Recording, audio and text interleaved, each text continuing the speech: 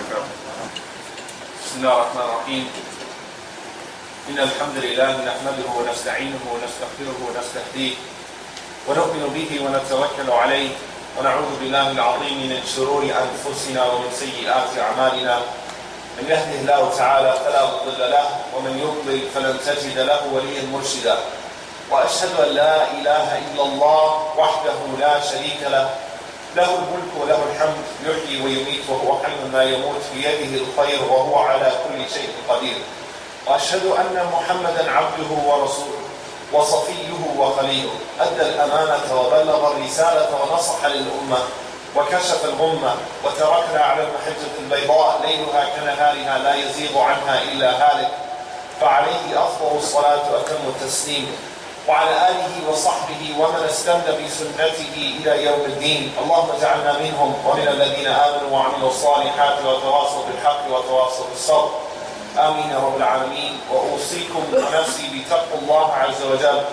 وقد أمرنا بالحق وقال تعالى: يا أيها الذين آمنوا اتقوا الله حق تقاته ولا تموتن إلا وأنتم مسلمون.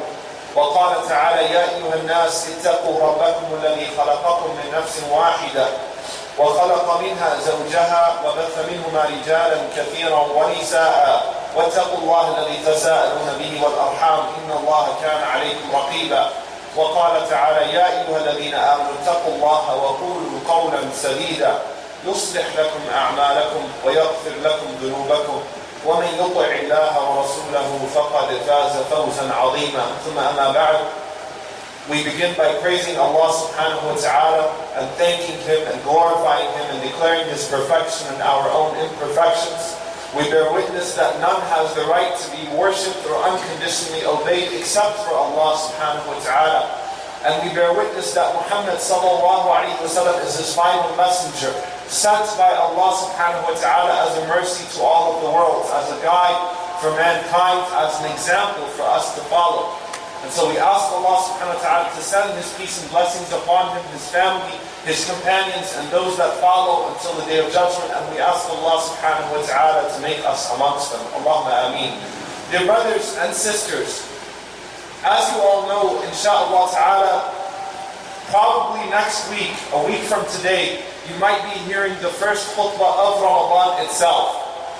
And I think, the topic, the theme of Ramadan is sounded, alhamdulillah rabbil alameen, throughout the masajid for a month in advance. Not 6 months like the Sahaba, but at least for a month, people start to get excited about it. We start to hear, these programs about Ramadan. We start to get ourselves prepared for the fiqh of Ramadan. We get ourselves hopefully spiritually prepared with knowledge and things of that sort. But in reality, it all comes down to your practice at the end of the day.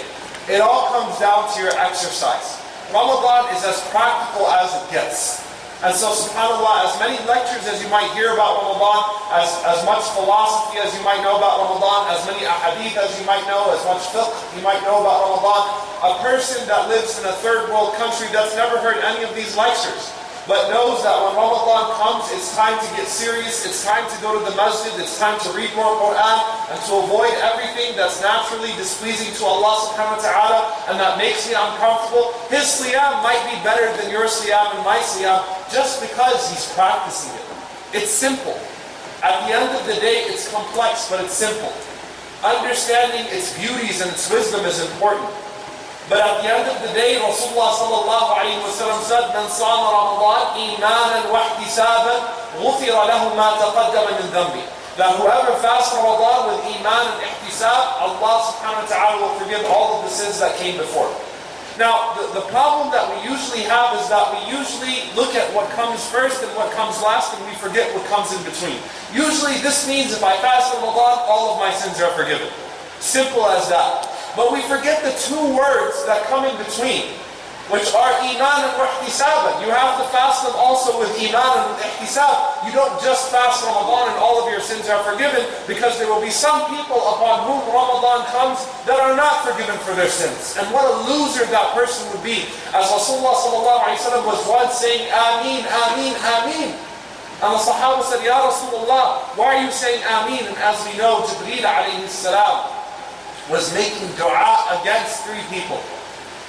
And in one riwayah, رَغِمَ أَنْفُهُ, his nose in the ground, meaning he's humiliated. What a humiliated person he is. And in one narration, قَابَ وَخَسَرَ, he has failed and he has lost. The one upon whom Ramadan came and left and he was not forgiven for his sins. How could we in this month, with this opportunity, not be forgiven by Allah subhanahu wa ta'ala? If this is not the time that you're going to be forgiven, if this is not the time you're going to redeem yourself, then when will you ever redeem yourself? If Ramadan, when the shayateen are locked up, is not the time that you finally kick your bad habits, that you finally do away with the things that you're not supposed to be doing, then when will you do those things? If at the most blessed time of the year, you're not able to do that. And I want to just talk briefly first and foremost about these two concepts, al-iman wal-ihtisab, as it relates to Ramadan, because it's actually very special. Iman, as we know, is faith, it's belief. But Ramadan is one of those very rare acts that engages each and every single aspect of your iman. It engages al-iman billah in a way that no other action could. It's iman billah more than anything else, because as Allah subhanahu wa ta'ala said in the hadith Qudsi, that all of the actions of the son of Adam are for him, except for siyam, except for his fasting. As-sawmu li wa ana ajzi bihi. Fasting is for me and I reward accordingly. Fasting is mine, everything else is his. That doesn't mean that your salah doesn't count. Your salah is more important than your fasting. That doesn't mean you don't have to give zakat or go to hajj if your Ramadan is right. But if you think about it, when it comes to any other action, there's some public element to it. Your salah, you're here. People see you in salah. There's some form of a public element. Your zakat, at the very least, the person you give your zakat to knows that you're giving your zakat. Your hajj, millions of people will see you doing hajj. Your group will see you doing hajj. People will know that you went to hajj. You come back, people will start to call you a hajji. There's a public element to every other aspect of your faith. But siyam, although there is a public element to your siyam, there has to be some level of ikhlas. There has to be some level of sincerity, because who knows? Maybe whenever you're not in front of people, you're eating, you're drinking. So that which will restrain you from doing those things requires a different sort of ikhlas, requires a level of sincerity. And that's why Allah subhanahu wa ta'ala says, this one is mine, and I will reward accordingly. This is between me and my servants. So you engage al-iman billah. You engage al-iman bil-malaika, faith in the angels, in a way that you would not engage it with other actions. Why? Because in this month, you are watching yourself, making sure that the deeds that are being written down are the deeds that you want to be presented to Allah subhanahu wa ta'ala. There is no point, as the Prophet ﷺ said, لَيْسَ لِلَّهِ حَاجَةٌ, Allah subhanahu wa ta'ala has no need for a person to abandon his food and his drink if he does not abandon lying and shahadatus, qawl az-zur, false talk, false testimony, ignorance, foolishness, foul language. Allah does not need your abandoning of food and drink. You're just dieting them. The point is, by restraining yourself from those halal things, you learn to restrain yourself from the haram things at the same time. So you're learning to engage al-malaika. More than anything so, if we look at Surah Qaf, when Allah Azza wa Jal mentions the Qareen, on the second page of Surah Qaf, Allah subhanahu wa ta'ala gives us two references to al-Qareen. In the first one, وَقَالَ قَرِينُهُ هَذَا مَا لَدَيَّ عَزِيزٌ. His qareen is someone who's tied to you. Someone who's tied to you. Such a close friend that he's tied to you. You would refer to him as a qareen. Right? Abu Bakr and Talha, radiallahu anhuma, when they were being tortured in the early days, they were called al-qarinayn. They were literally tied up and beaten together. So Allah is describing your qareen as saying, هَذَا مَا لَدَيَّ عَتِيدٌ. Your angel is saying to Allah subhanahu wa ta'ala, this is what I have to present. This is what he's done. And Allah Azza wa Jalla responds, أَلْقِيَا فِي جَهَنَّمَ كُلَّ كَفَّارٍ عَنِيدٍ. Allah subhanahu wa ta'ala says, throw into hellfire every disbelieving, arrogant one. Then just a few ayat later, Allah subhanahu wa ta'ala says later, قَالَ قَرِينُهُ رَبَّنَا مَا أَطْغَيْتُهُ. His qareen said, oh my Lord, I did not lead him astray. And who is the qareen here? It's not the angel, it's shaitan. It's shaitan. The same word is used to describe opposite entities here. Your angel and shaitan. And in Ramadan we have an opportunity, because we know, as the Messenger of Allah ﷺ said, وَصُفِّدَتُ الشَّيَاطِينَ, the shayateen are locked up. So now it's you, your nafs, and that malak, those angels, to see what they are writing and what they are presenting to Allah subhanahu wa ta'ala. You're aware, you're paying attention. And then we know that in this month, al-iman, bil-kutub, belief in the books of Allah subhanahu wa ta'ala. And an authentic narration of Al-Tabarani, we know that the Messenger of Allah sallallahu alayhi wa sallam said every single scripture was revealed in Ramadan. Every one of the kutub was revealed in Ramadan. And in particular, the first way Allah subhanahu wa ta'ala describes this blessed month of Ramadan, شَهْرُ رَمَضَانَ الَّذِي أُنزِلَ فِيهِ الْقُرْآنِ. This is the month that the Qur'an was revealed. هَذَا شَهْرُ الْقُرْآنِ. This is the month of the Qur'an. This is the month that you engage the Qur'an. This is the month that you read the Qur'an in a way that you would not read it throughout the year. Now, whether that is Ash-Shafi'i rahimahullah taking it from once a day to twice a day, or Mujahid rahimahullah taking it from 7 times a month to 14 times a month, or whether it is the Prophet sallallahu alaihi wasallam when Jibreel alayhi salam comes to him, and instead of reviewing it with him once, Jibreel alayhi salam reviews it with him twice. This is the month that you acquaint yourself with the Qur'an. This is the month that the Salaf said, if a person does not complete the recitation of the Qur'an, that is a sign of his hypocrisy. This is that month when you're listening to the Qur'an being recited in Taraweeh, when you have your own regimen. This is Shahrul Qur'an. So you're engaging Kitabullah, and you're engaging all of the kutub, because they were all revealed in Ramadan. Al-Iman bil-Rusul, the belief in the messengers of Allah. How would we know how to fast had it not been for Rasulullah sallallahu alayhi wa sallam? Aren't we trying to look at the sunnahs of the Prophet sallallahu alayhi wa sallam throughout the month of Ramadan? How did the Prophet sallallahu alayhi wa sallam break his fast? How did he eat his suhoor? How did he do his salawat? What were his habits during Ramadan? We try to actually learn to walk in the footsteps of the Messenger of Allah sallallahu alayhi wa sallam in Ramadan. What was the dua that he made whenever he broke his fast? What was this? What was that? We look at his life and we try to copy it. We try to follow in his footsteps. And in fact, we engage all of the Rusul, all of the messengers. Because as Imam Ibn Qayyim rahimahullah said, there was not a single messenger of Allah except that Allah mandated on him siyam, except that he had a regimen of fasting. So we're following in the footsteps of all of the messengers. And then we have al-iman bil-akhirah, believing in the hereafter. And think about this for a moment. When we know from the Messenger sallallahu alaihi wasallam that for the fasting person is 2 pleasures. One, when he breaks his fast. Now, a sip of water never tasted so good. Breaks his fast, and he feels that sense of relief. But the real pleasure, the real relief, is when he meets Allah subhanahu wa ta'ala. That's the real relief. When Allah subhanahu wa ta'ala will remove his face from the hellfire a distance of the journey of 70 years. Because he fasted that day for the sake of Allah subhanahu wa ta'ala. That's the true relief. You're engaging in akhirah because you want the greater relief on the akhirah. So you put yourself through that little hardship because you want to meet Allah subhanahu wa ta'ala and be relieved of your hardships. Not al-iman bil-qadr, belief in divine decree. How do we engage belief in divine decree? Laylatul Qadr, more than anything else. In this month there is a night that Allah subhanahu wa ta'ala will decree all of the things to come for the next year. When it will be transferred from al-Lawh al-Mahfuz to the records of the angels. All of your deeds, all of your actions, whether or not you will even go to Hajj, everything, your rizq, decreed on that night. So don't you want to be worshipping Allah subhanahu wa ta'ala on the night when that is decreed for the next year? Of course. SubhanAllah. Iman wa ihtisab. Well, ihtisab is to seek the reward.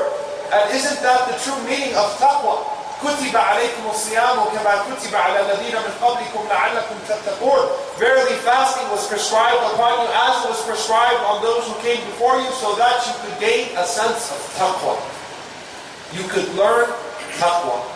Learn to be conscious of Allah subhanahu wa ta'ala and to fear Him as a result of that consciousness. Abu Hurairah radiallahu ta'ala anhu described a person walking on a path of thorns, making sure that he's holding himself, making sure that he doesn't get pricked. And if he does get pricked, what does he do? He comes right back. He comes right back. He doesn't just continue to walk and keep getting poked. No, he comes back, seeking the reward, holding himself. خلي الذنوب صغيرها وكبيرها فهو تقى, as Sufyan ibn Uyayna rahimahullah said, abandoning the small ones and the large ones, because that is taqwa. That's true taqwa. وَاصْنَعْ كَمَاشٍ فَوْقَ أَرْضِ الشَّوْكِ يَحْذَرُ مَا يَرَى. Walking on a land that is full of thorns, making sure that you're not stepping on any of those spikes. لَا تَحْقِرَنَّ صَغِيرَةً فَإِنَّ الْجِبَالَ مِنَ الْحَصَى. Do not belittle the smallest action, the smallest sin, because verily mountains are made of pebbles. This is a time of taqwa. You watch every single thing that you do. Tark al-ma'asi. Watch those sins. Watch those bad deeds, and you hold yourself. You put yourself back into order, because this is a time of redemption. And how do you seek al-ihtisab that in this month? You look at the definition of taqwa in Surah Ali Imran, وَسَارِعُوا إِلَى مَغْفِرَةٍ مِّن رَبِّكُمْ وَجَنَّةٍ عَرْضُهَا السَّمَاءُ وَالْأَرْضُ أُعِدَّتْ لِلْمُتَّقِينَ. Rush to the forgiveness of your Lord and a paradise that is as vast as the heavens and the earth, promised for those who are conscious and fearful of Allah subhanahu wa ta'ala. Who are they? الَّذِينَ يُنْفِقُونَ فِي السَّرَّاءِ وَالضَّرَّاءِ. Those who give in both hardship and ease. They're giving. They understand Allah subhanahu wa ta'ala is the one who provides. And I know in Ramadan, when you see someone standing up to fundraise, you say, La hawla wa la quwwata illa billah. We just had one yesterday. But your attitude should be, Alhamdulillah, this is more real estate in Jannah. This is a greater chance to increase my stock with Allah subhanahu wa ta'ala. You restrain yourself from greed. You restrain yourself from stinginess, and you give, even though you might be in a hard situation. You give according to whatever your circumstances are. And isn't that the spirit of Ramadan that the Prophet ﷺ was, as Ibn Abbas and Aisha, may Allah be pleased with them both, narrated, in the month of Ramadan, more generous than the blowing wind? Indiscriminate, like a tornado, a hurricane coming through. Everywhere around the Prophet ﷺ was experiencing his sadaqah. He always gave sadaqah, but in Ramadan it was even to a greater extent. وَالْكَاظِمِينَ الْغَيْظَ, and the ones who swallow their anger. And what did the Prophet ﷺ tell us in Ramadan? If someone comes to you and starts to argue with you, or fight with you, or starts to curse you, or starts to speak in an ignorant way with you, فَلْيَقُلْ إِنِّي صَائِمٌ, then say, I'm fasting. That's ihtisab. I'm seeking the reward through the person who's insulting me. I'm seeking reward through the one who's angering me, so I swallow my anger and I say, Oh Allah. Of course, on a private level, I say, Oh Allah, I restrain my anger from this person, although I was fully justified in responding. So restrain your anger from me. وَلَحَافِينَ عَلَى النَّاسِ. Not only that, but they pardon people. They reconnect those bonds that were broken. What benefit would it be if you fasted this entire month, and you read the Quran the entire month, and you did everything right, but then Allah subhanahu wa ta'ala rejects everything because of a grudge between you and another brother? There could be two people in the masjid right now that try to avoid each other after salah. And the Prophet ﷺ informed us that whenever the deeds are presented to Allah subhanahu wa ta'ala, and the narration of Ibn Hibban, rahimahullah ta'ala, Allah looks at the deeds of two people that are quarreling and says, أَنْظِرُوا هَذَيْنِ حَتَّى يَصْطَلِحَا. Leave these two until they fix what's between them. I don't even want to see their deeds. What's the benefit there? You pardon people, even though you know that that person was wrong. You go to that person and you say, forgive me, Akhi. Forgive me. I'm sorry. Let's be brothers fi sabilillah. Let's be sisters fi sabilillah. I forgive you. Do you forgive me? You pardon people. Why? Because of the dua of the Messenger of Allah sallallahu alayhi wa sallam, specifically in Ramadan. What was his favorite dua in the last 10 nights? Allahumma innaka afu tuhibbul afwa fa'fu anni. Oh Allah, you are one who loves to pardon. You are the pardoner, the one who loves to pardon, so pardon me. Forgive me. So you want Allah to forgive you, so you forgive other people. Man sama Ramadan imanan wa ihtisaban ghufira lahu ma taqaddama min dhanbi. You fast Ramadan with iman and ihtisab. then you can expect that Allah subhanahu wa ta'ala will forgive all of your previous sins.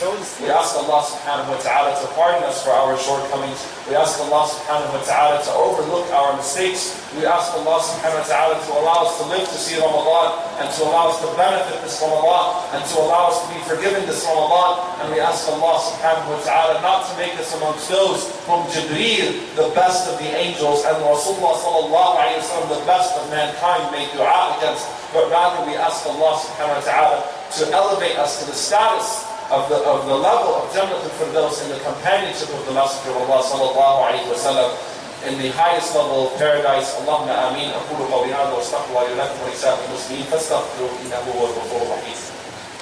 الحمد لله رب العالمين ولا عدوان إلا على الظالمين والعاقبة للمتقين. اللهم صل وسلم وبارك على عبدك ورسولك محمد صلى الله عليه وسلم وعلى آله وصحبه وسلم تسليما كثيرا. If I could ask everyone to move forward, inshallah, as much as possible. Please move forward, inshallah, make space for those coming in late.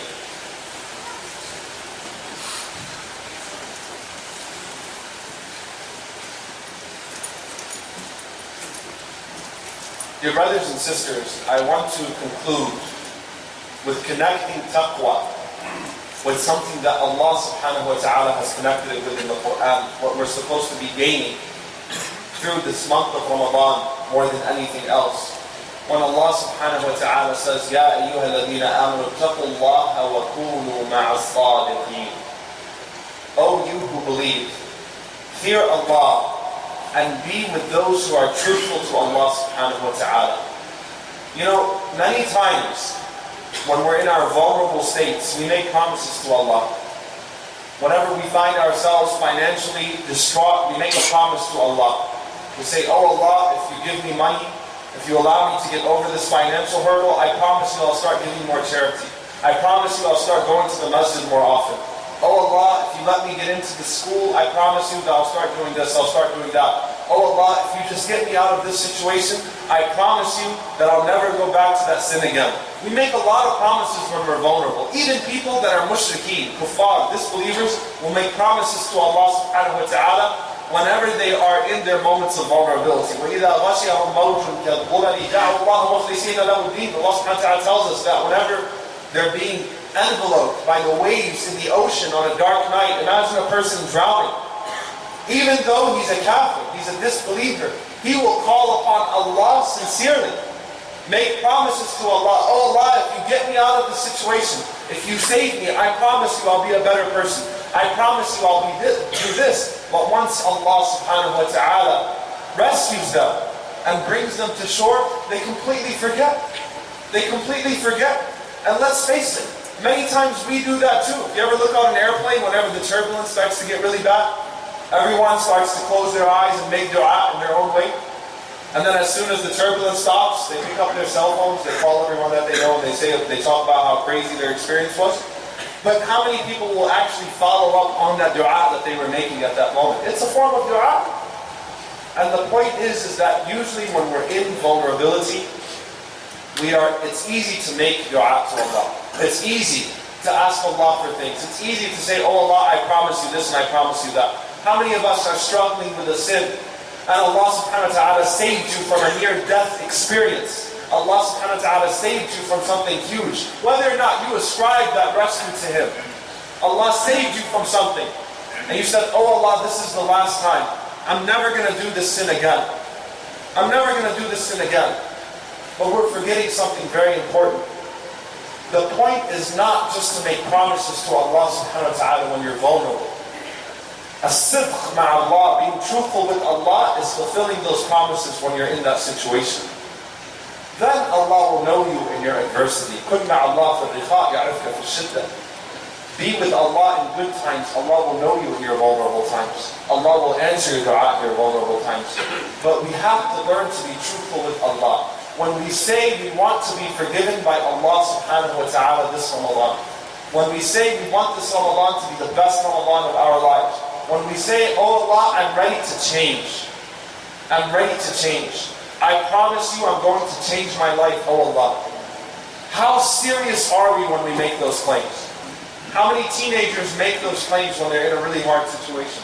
How many people struggling with the economy make those claims, make those promises whenever they're struggling with their job situation? People always make promises when they're vulnerable.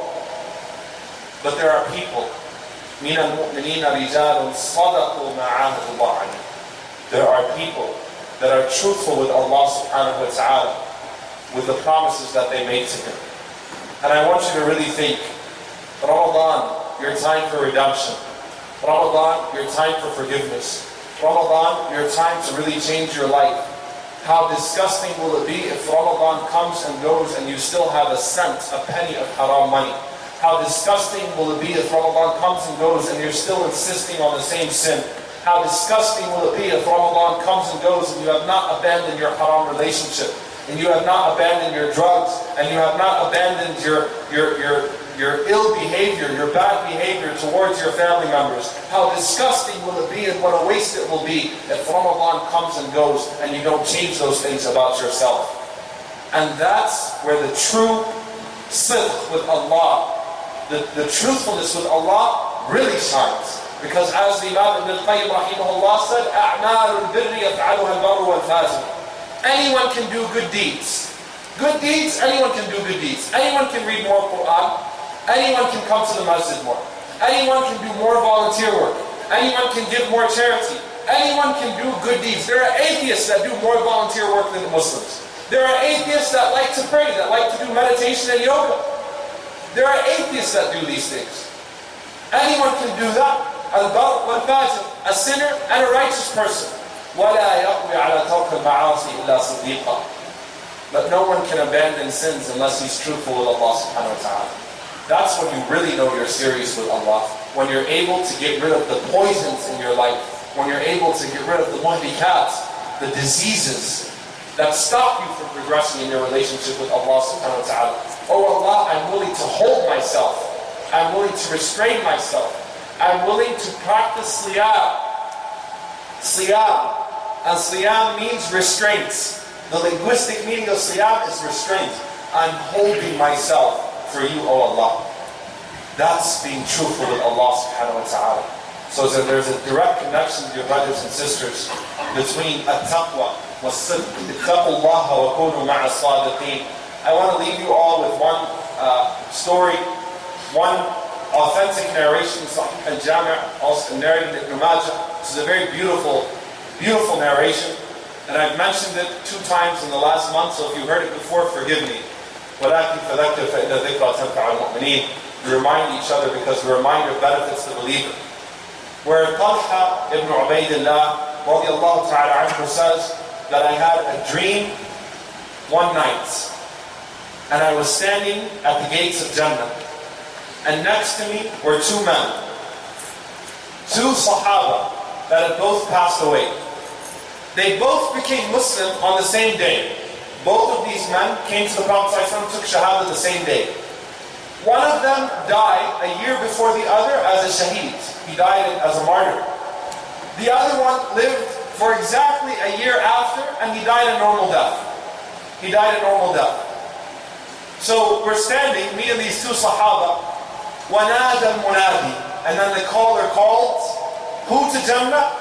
The one who did not die shaheed, and who died a year after the other one. He called him to paradise first. Then, the other one was called to Jannah also. They both entered into paradise, and I saw myself standing in front of the gates of paradise, and I still had not entered, until I was told, go back because it's not your time yet. It's a good dream for him, because that means he's going to Jannah. That means, and he is from Al-Ashr al-Mubashirin al-Jannah, the 10th promised paradise. So he said the next day, when the Prophet ﷺ was sitting with the Sahaba, the Prophet ﷺ used to ask the Sahaba daily. He used to say, which of you saw a good dream last night? He used to always ask them, share your good dreams. So Talha said, I had a strange dream. And he told him this dream. And the Sahaba were shocked. And Rasulullah ﷺ said, مِنْ أَيِّ ذَلِكَ تَعْجِبُونَ? What are you shocked from? They said, Ya Rasulullah, the guy who went to Jannah first was not as good as the other one, and the other guy died shaheed, so how come he went to Jannah first? And the Prophet ﷺ listened to his answer. He says, أَلَيْسَ هَذَا قَدْ مَكَثَ بَعْدَ هَذَا سَنَةً? Didn't this person live a year longer than this person? He said, yes. said, وَأَدْرَكَ Ramadan. And he caught another Ramadan. And he fasted and prayed in it. He read Quran in it. They said, yes. And the Prophet ﷺ said, فَمَا بَيْنَهُمَا أَبْعَدُ مِمَّا بَيْنَ السَّمَاءِ وَالْأَرْضِ. So the distance between them is greater than the distance between the heavens and the earth. Now every time I mention this narration, which again is an authentic narration, sanad and matan. Someone comes up to me afterwards and says that I insulted the shuhada. I didn't insult the shuhada. Rasulullah ﷺ did not insult the shuhada. Rasulullah ﷺ was telling us this month of Ramadan is really that special. It's that much of a mercy from Allah. It's not just the first 10 days being a mercy, the second 10 days forgiveness, the third 10 days being protection from hellfire. Actually, that narration is weak. There's an authentic narration. إِنَّ لِلَّهِ فِي كُلِّ يَوْمٍ وَلَيْلَةٍ فِي رَمَضَانٍ عُتَقَاء مِنَ النَّارِ. Every day in Ramadan is mercy, forgiveness, and being protected free from hellfire. Every day Allah is going to write some people. The first, second, third day, maybe the 27th, maybe the 21st, maybe the 18th, 17th. Every day Allah is going to write a group of people who He decided to free from hellfire because of that day of Ramadan. SubhanAllah. What a mercy of Allah subhanahu wa ta'ala. And we can't take for granted that we will live to see Ramadan. So we ask Allah subhanahu wa ta'ala, inshaAllah, with full sincerity, Allahumma ballighna Ramadan. Allahumma ballighna Ramadan. Allahumma ballighna Ramadan. Allahumma ighfir lana warhamna. Wa'fu 'anna wa la tu'adhibna. ربنا ظلمنا أنفسنا وإن لم تغفر لنا وترحمنا لنكونن من الخاسرين. اللهم إنك عفو تحب العفو فاعف عنا. اللهم إنك عفو تحب العفو فاعف عنا. اللهم اغفر لوالدينا رب ارحمهما كما ربونا صغارا. ربنا هب لنا من أزواجنا وذرياتنا قرة أعين واجعلنا للمتقين إماما. اللهم انصر المستضعفين في مشارق الأرض ومغاربها. اللهم انصر المستضعفين في فلسطين. اللهم انصر المستضعفين في الشام. اللهم انصر المستضعفين في برما. اللهم انصر المستضعفين في العراق وفي باكستان وفي الصومال وفي السودان وفي الشيشان وفي أفغانستان وفي كل مكان. اللهم أهلك الظالمين بالظالمين واخرجنا من بينهم سالمين. عباد الله، إن الله يأمر بالعدل والإحسان وإيتاء ذي القربى وينهى عن الفحشاء والمنكر والبغي يعظكم لعلكم تذكرون. فاذكروا الله يذكركم واشكروه على نعمائه يزدكم ولذكر الله أكبر. والله يعلم ما تصنعون. وأقم الصلاة.